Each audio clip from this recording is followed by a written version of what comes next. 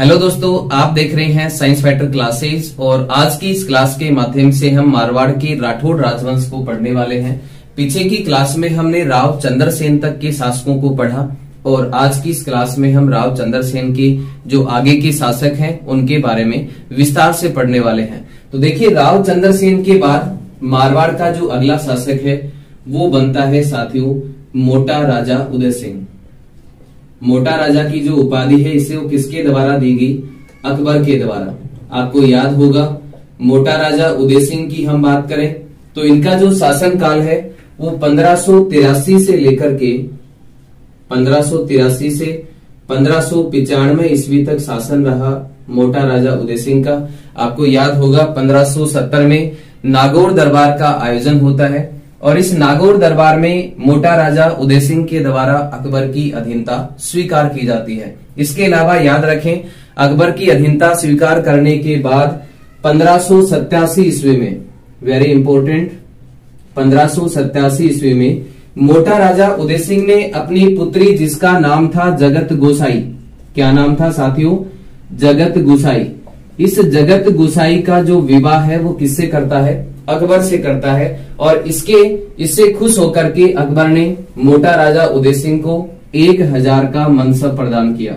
आप साथ साथ यहां से नोट कर सकते हैं, अकबर के द्वारा मोटा राजा उदय सिंह को कितने हजार का मनसब प्रदान किया जाता है? 1000 का मनसब प्रदान किया गया। इसके अलावा याद रखें, खुर्रम जिसे शाहजहां कहा जाता है इसी जगत गोसाई का पुत्र था। आगे हम मोटा राजा उदय सिंह के आगे के शासकों की बात करें तो मोटा राजा उदय सिंह के बाद मारवाड़ का जो अगला शासक है वो कौन बनेगा? सूर सिंह। मोटा राजा उदय सिंह के बाद मारवाड़ का अगला राजा कौन बनता है? सूर सिंह बनता है और इसके शासन काल की हम बात करें तो 1595 से लेकर के 1619 ईस्वी तक शासन रहा सूर सिंह का। और याद रखें दोस्तों, सूर सिंह को अकबर के द्वारा सवाई राजा की उपाधि प्रदान की जाती है। काफी बार ये क्वेश्चन एग्जाम में पूछा जाता है कि सवाई राजा की उपाधि अकबर के द्वारा किस मारवाड़ शासक को दी गई, तो वो मारवाड़ शासक कौन सा होगा? सूर सिंह। तो याद रखना, सूर सिंह को अकबर के द्वारा कौन सी उपाधि प्रदान की जाती है? सवाई राजा की उपाधि प्रदान की जाती है। सूर सिंह के बाद की हम बात करें तो देखिए, सूर सिंह के बाद मारवाड़ का अगला शासक बनेगा गज सिंह राठौड़। सूर सिंह के बाद अगला शासक कौन बनेगा? गज सिंह राठौड़। और गज सिंह राठौड़ के शासन काल की हम बात करें तो 1619 से लेकर के 1638 ईस्वी तक शासन रहा गज सिंह का मारवाड़ पे। और याद रखें, इस गज सिंह को जहांगीर के द्वारा एक उपाधि प्रदान की जाती है और वो उपाधि आप यहां से नोट कर सकते हैं। दल थमन की जो उपाधि है वो किस मारवाड़ शासक को दी गई? गज सिंह राठौड़ को। और किसके द्वारा दी गई? जहांगीर के द्वारा। गज सिंह के बाद हम बात करें तो देखिए, गज सिंह के बाद मारवाड़ का जो शासक है वो कौन बनेगा? जसवंत सिंह राठौड़। आप यहां से नोट कर सकते हैं, गज सिंह के बाद मारवाड़ का जो शासक है वो कौन बनेगा साथियों? गज सिंह राठौड़। और इस गज सिंह राठौड़ के शासन काल की हम बात करें तो इसका शासन काल रहा 1638 से लेकर के 1678 ईस्वी तक शासन रहा मारवाड़ पे किसका? जसवंत सिंह राठौड़ का। और याद रखें, जसवंत सिंह राठौड़ ने मुगल उत्तराधिकारी युद्ध में भाग लिया। ऐसा कौन सा मारवाड़ शासक था जिसने मुगल उत्तराधिकारी युद्ध में भाग लिया? तो वो राठौड़ शासक था जसवंत सिंह राठौड़। और मुगल उत्तराधिकारी युद्ध की हम बात करें तो पहला जो मुगल उत्तराधिकारी युद्ध है वो कब होता है? 1658 ईस्वी में। आप साथ साथ यहां से नोट कर सकते हैं, फरवरी 1658 ईस्वी में पहला मुगल उत्तराधिकारी युद्ध होता है। और ये युद्ध किसके बीच में होता है? दारा और शुजा के बीच में। किसके बीच होता है? शाहजहां के पुत्र दारा और शुजा के बीच में पहला उत्तराधिकारी युद्ध होता है। कब होता है? फरवरी 1658 ईस्वी में। लेकिन इस युद्ध में जीत किसकी होती है? शुजा इस युद्ध में जीत जाता है और दारा की इसमें क्या होती है? हार होती है। उत्तराधिकारी के दूसरे युद्ध की हम बात करें तो दूसरा युद्ध होता है साथियों 1658 ईस्वी में। और ये 1658 ईस्वी में किसके बीच होता है?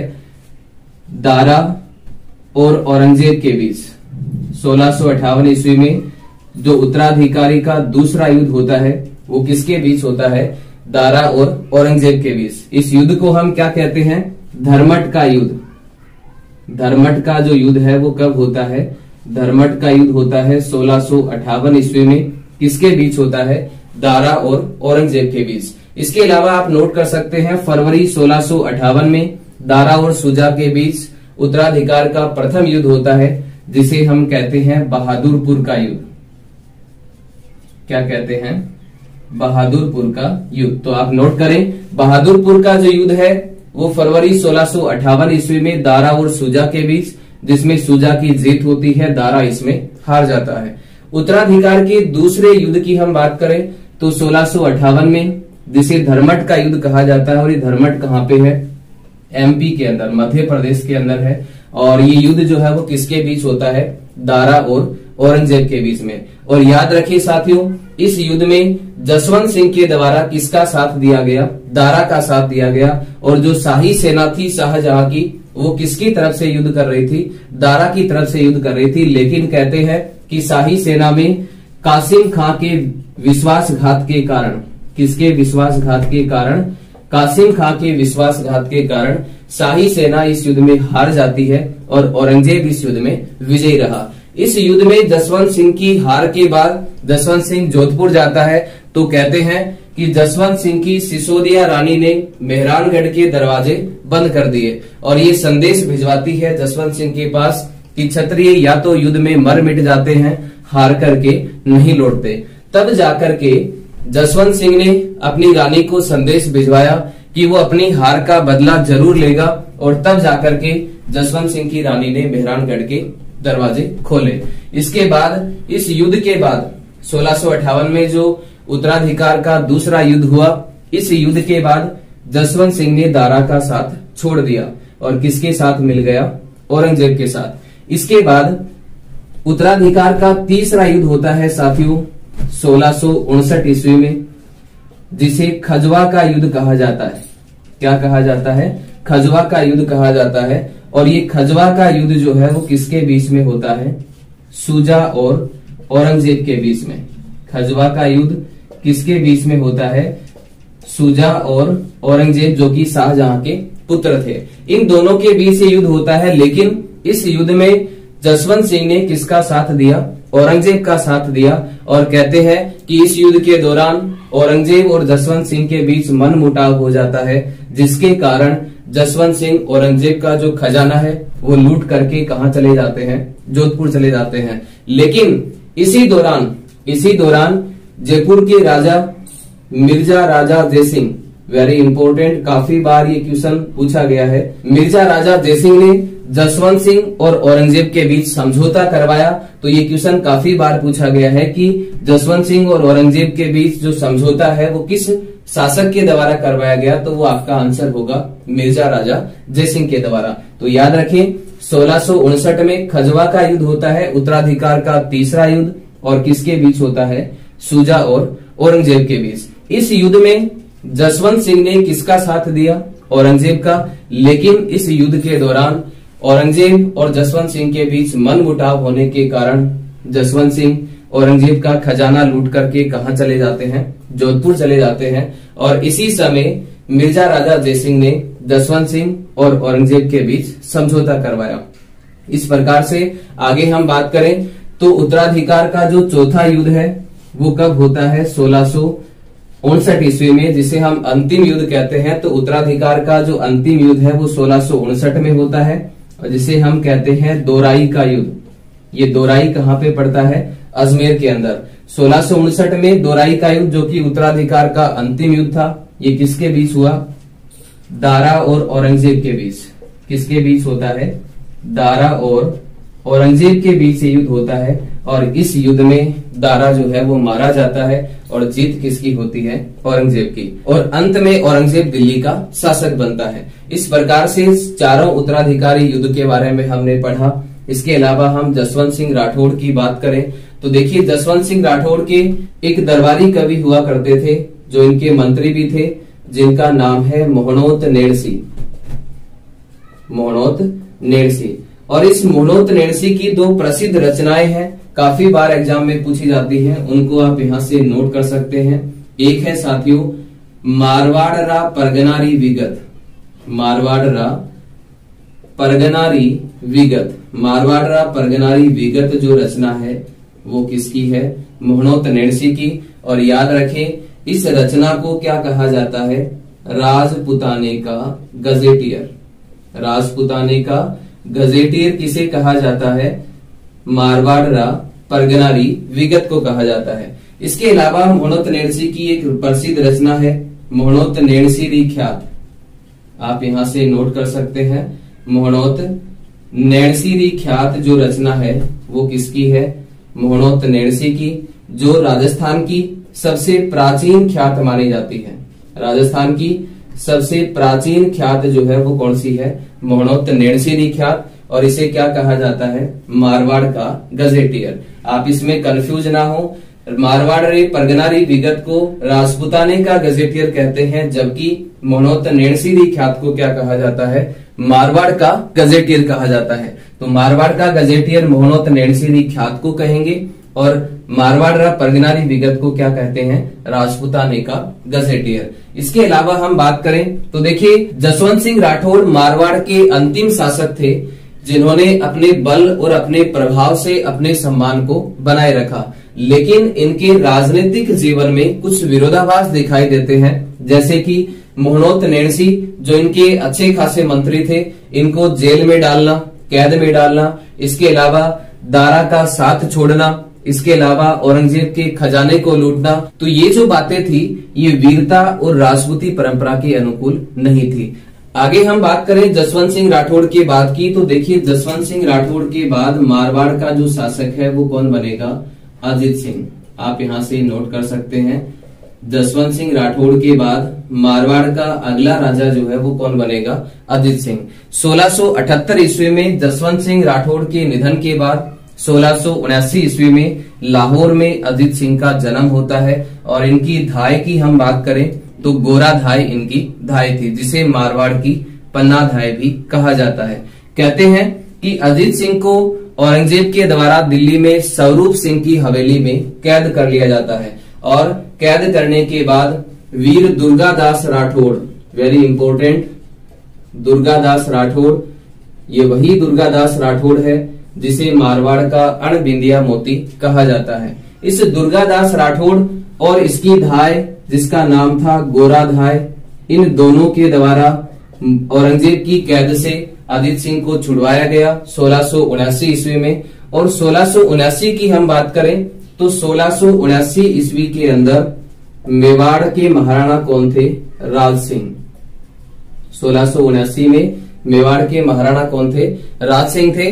और 1679 ईस्वी की हम बात करें तो 1679 ईस्वी में राठौड़ सिसोदिया गठबंधन होता है। वेरी इंपॉर्टेंट, राठौड़ सिसोदिया गठबंधन जो है वो कब होता है? 1679 ईस्वी में। किसके बीच होता है? राठौड़ और सिसोदिया के बीच में, यानी कि दुर्गादास राठौड़ और राज सिंह के बीच ये समझौता होता है। और इस समझौते के तहत अजीत सिंह को राज सिंह के द्वारा संरक्षण प्रदान किया जाता है। लेकिन कहते हैं कि दुर्गादास राठौड़ ने अपनी स्वामी भक्ति का पालन किया, उसके बाद भी कुछ सरदारों के बहकावे में आकर अजीत सिंह ने दुर्गादास राठौड़ को जोधपुर से निष्कासित कर दिया। इसी कारण से अजीत सिंह को क्या कहा जाता है?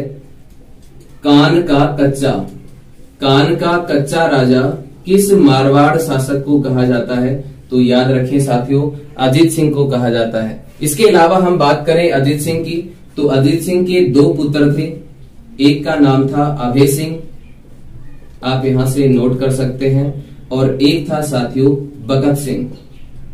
भगत सिंह और अभय सिंह किसके पुत्र थे? अजीत सिंह के पुत्र थे। और कहते हैं कि इस अभय सिंह के कहने पर भगत सिंह ने अपने पिता अजीत सिंह की हत्या कर दी, इसलिए भगत सिंह को मारवाड़ का पितृहंता कहा जाता है। और याद रखें मालदेव को भी क्या कहा जाता है? मालदेव को भी मारवाड़ का पितृहंता कहा जाता है। तो ये मारवाड़ का दूसरा पितृहंता है जिसने अपने पिता अजीत सिंह की हत्या कर दी। अजीत सिंह की हत्या के बाद मारवाड़ का जो अगला शासक है वो कौन बनेगा? अभय सिंह बनेगा। और अभय सिंह की हम बात करें तो आपको याद होगा अभय सिंह के शासन काल में हाकिम गिरधारी दास के द्वारा खेजड़ली गांव में पेड़ों को काटने के आदेश दिए गए और इन पेड़ों को बचाने के लिए 28 अगस्त 1730 ईस्वी को, वेरी इंपॉर्टेंट, 28 अगस्त 1730 ईस्वी को अमृता देवी बिश्नोई के नेतृत्व में 363 स्त्री पुरुषों ने अपने प्राणों का बलिदान दिया। कितने स्त्री पुरुषों ने? किसके नेतृत्व में? अमृता देवी बिश्नोई के नेतृत्व में 363 स्त्री पुरुषों ने अपने प्राणों का बलिदान दिया। किसको बचाने के लिए? पेड़ों को बचाने के लिए, जिसे खेजड़ली आंदोलन के नाम से जाना जाता है। और इसकी स्मृति में, इसकी याद में हर वर्ष जोधपुर के खेजड़ली गांव में प्रति वर्ष विश्व का एकमात्र वृक्ष मेला भरता है। और ये मेला कहाँ पे भरता है? जोधपुर के खेजड़ली गांव में। अभय सिंह के बाद की हम बात करें तो देखिए अभय सिंह के बाद मारवाड़ का शासक कौन बनेगा? राम सिंह बनेगा। और इस राम सिंह के बाद शासक कौन बनता है? भगत सिंह बनता है। याद रखें, अभय सिंह के बाद शासक कौन बनेगा? जोधपुर का शासक बनता है राम सिंह। और राम सिंह के बाद शासक कौन बनेगा? भगत सिंह बनेगा। और इस भगत सिंह के बाद की हम बात करें तो भगत सिंह के बाद मारवाड़ का जो अगला शासक है वो कौन बनेगा साथियों? विजय सिंह बनेगा। और विजय सिंह के बारे में हम देखें तो वेरी इंपॉर्टेंट, विजय सिंह ने अपने शासन काल में जोधपुर के अंदर एक सिक्के चलाए थे जिसका नाम था विजय शाही सिक्के। विजय शाही सिक्के जो हैं वो किसके शासन काल में चलाए गए? विजय सिंह के शासन काल में। और कहते हैं कि इनकी एक पासवान थी, विजय सिंह की एक पासवान हुआ करती थी जिसका नाम था गुलाब राय। क्या नाम था?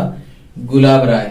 और इस गुलाब राय का इस विजय सिंह पर अधिक प्रभाव था, जिसके कारण कवि श्यामल दास ने अपनी रचना वीर विनोद में इस विजय सिंह को जहांगीर का नमूना और इस गुलाब राय को मारवाड़ की नूरजहां कहा है। कवि श्यामल दास ने अपनी रचना वीर विनोद में विजय सिंह को क्या कहा? जहांगीर का नमूना। और गुलाब राय को क्या कहा? मारवाड़ की नूरजहां कहा। इस गुलाब राय का विजय सिंह पर अधिक प्रभाव होने के कारण गुलाब राय ने मान सिंह को जोधपुर का उत्तराधिकारी घोषित करवा दिया। किसे करवा दिया? मान सिंह को। लेकिन सरदारों के विरोध करने के कारण विजय सिंह ने जोधपुर का जो उत्तराधिकारी है वो किसे घोषित किया? भीम सिंह को घोषित किया। तो याद रखें, विजय सिंह के बाद अगला जो राजा है वो कौन बनेगा? भीम सिंह बनेगा। और भीम सिंह के बाद जो अगला शासक है मारवाड़ का वो कौन बनेगा साथियों? मान सिंह बनेगा। और इस मान सिंह की हम बात करें तो मान सिंह के शासनकाल की एक घटना है जो काफी बार एग्जाम में पूछी जाती है। और वो घटना है साथियों 1807 का गिंगोली का युद्ध। ये गिंगोली का युद्ध क्यों होता है? तो देखिए, मेवाड़ के महाराणा भीम सिंह की पुत्री थी कृष्णा कुमारी। और इस कृष्णा कुमारी का जो विवाह है वो किससे तय हुआ था? भीम सिंह, जोधपुर के भीम सिंह राठौड़ से तय हुआ था। लेकिन असमय भीम सिंह की मृत्यु हो जाती है और उस मृत्यु के पश्चात कृष्णा कुमारी का जो विवाह है वो कहाँ पे तय किया गया? जयपुर तय किया गया। जिसके कारण इस बात को लेकर के जोधपुर और जयपुर की सेना के बीच युद्ध होता है और इसे हम कहेंगे गिंगोली का युद्ध। क्या कहते हैं? गिंगोली का युद्ध कहते हैं। और ये युद्ध कब होता है? 1807 ईस्वी में, जिसे कृष्णा कुमारी विवाद कहा जाता है। क्या कहा जाता है? कृष्णा कुमारी विवाद। आगे हम बात करें मानसिंह की तो देखिए, मानसिंह जो है वो गोरख संप्रदाय के एक साधु हुआ करते थे जिसका नाम था देवनाथ। क्या नाम था? देवनाथ। इस देवनाथ को अपना गुरु बनाया किसने? मानसिंह ने। मानसिंह ने अपना गुरु किसे बनाया? गोरख संप्रदाय के साधु देवनाथ को बनाया। और जोधपुर के अंदर नाथ संप्रदाय की प्रमुख पीठ की स्थापना की जिसका नाम है साथियों महामंदिर, जो कि नाथ संप्रदाय की प्रधान पीठ मानी जाती है। इस महामंदिर का जो निर्माण है वो किसने करवाया? मानसिंह ने। मानसिंह के बाद की हम बात करें तो मानसिंह के बाद मारवाड़ का अगला शासक बनेगा तखत सिंह। आप यहां से नोट कर सकते हैं। मानसिंह के बाद मारवाड़ का अगला शासक कौन बनेगा? तख्त सिंह बनेगा। और याद रखें 1857 की क्रांति के समय मारवाड़ का जो शासक था वो कौन था? यही तख्त सिंह था, जिसने अंग्रेजों का साथ दिया विद्रोहियों को दबाने के लिए। किसने साथ दिया? इस तख्त सिंह ने। आगे हम बात करें तख्त सिंह के बाद की, तो तख्त सिंह के बाद मारवाड़ का जो शासक है वो कौन बनेगा साथियों? जसवंत सिंह राठौड़ द्वितीय। आप यहां से नोट कर सकते हैं। तख्त सिंह के बाद मारवाड़ का जो अगला शासक है वो कौन बनेगा? जसवंत सिंह द्वितीय। जसवंत सिंह द्वितीय जो है वो अगले मारवाड़ के शासक बनेंगे। किसके बाद? तख्त सिंह के बाद। जसवंत सिंह द्वितीय की हम बात करें तो इनका जो शासन काल है वो आप यहां से नोट कर सकते हैं। 1873 से लेकर के 1895 ईस्वी तक शासन रहा जसवंत सिंह द्वितीय का मारवाड़ पर। अब देखिए जसवंत सिंह द्वितीय की हम बात करें तो इनके शासन काल में पहली बार 1881 ईस्वी में जोधपुर में पहली बार जनगणना करवाई गई।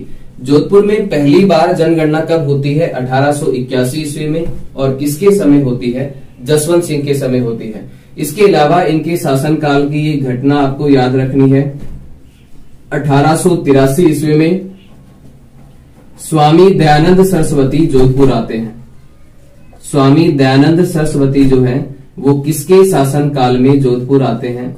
जसवंत सिंह राठौड़ के शासन काल में। इसके अलावा याद रखें स्वामी दयानंद सरस्वती के द्वारा जोधपुर के अंदर आर्य समाज की स्थापना की जाती है। किसकी स्थापना की जाती है? आर्य समाज की स्थापना। और किसके द्वारा की गई? स्वामी दयानंद सरस्वती के द्वारा। किसके शासन काल में? जसवंत सिंह के शासन काल में। इसके अलावा वेरी इंपॉर्टेंट, मानसिंह को हमने थोड़ी देर पहले पढ़ा था, मानसिंह राठौड़ को। तो काफी बार ये क्वेश्चन पूछा जाता है कि मानसिंह राठौड़ ने जोधपुर में एक पुस्तकालय की स्थापना की जिसका नाम था मानसिंह पुस्तकालय। मानसिंह पुस्तकालय की जो स्थापना है वो किसके द्वारा की जाती है? मानसिंह के द्वारा की जाती है। और इस मानसिंह पुस्तकालय को वर्तमान में मानसिंह पुस्तक प्रकाश केंद्र कहा जाता है। क्या कहा जाता है? मानसिंह पुस्तक प्रकाश केंद्र। और इसकी स्थापना किसके द्वारा की जाती है? मानसिंह के द्वारा।